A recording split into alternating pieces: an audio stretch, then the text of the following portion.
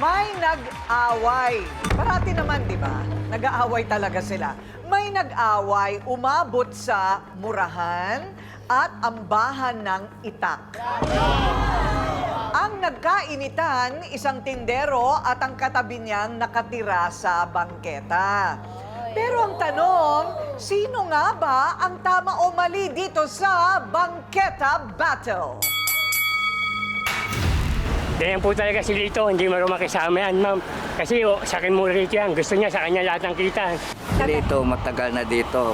May kayabangan siya. Ayaw makisama sa mga tao dito. Nagkakagulo lang sila kasi hindi sila nagkakaintindihan. Minsan, mainit ang ulo ng tao, mainit din ang ulo, nagkakasalubong sila. Kaya hindi sila nagkakasundo.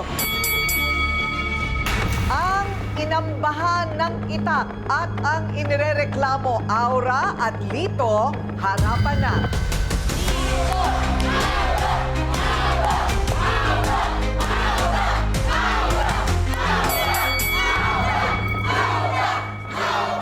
Okay, Aura, ikaw ba yung initak?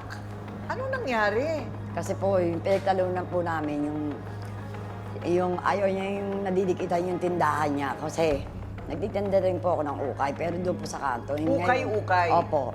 Siya po may tindahan. Yung tindahan na yun, hindi kanya yun. Doon yun sa dating ex-cow namin na namatay, bayaw lang siya, tapos siya na nagtinda. Oh. Mula rin nandun siya, masyado siya mapanghamak ng tao, lalo sa mga yung mga homeless na katulad ng may mga anak. Ako, pare-pareho lang kaming lumalaban sa amin ng buhay. Gusto niya mangyari. Siya lang ang bida. Aba, tinalo pa binigyan ng bayaw ng tindahan. Piling niya, binigyan siya ng tindahan na may lupa, na may titulo. Eh, property ng government yun. Tama po ba yun? Tama. Kung sabihan kami, mga patay gutom, Correct. walang hiya, walang kwentang tao. Dahil daw sa amin, di kami magsilayas kasi yung DPS, lagi kami na, ano ba yung clearing, doon siya nagwawala, nadadamay daw siya. Tindahan lang sa'yo. Kami, porkit sa bangketa yung paninda namin, parang ang tingin mo na sa amin, mababang mababa. Eh, pareho lang tayo kumakain ng kanin.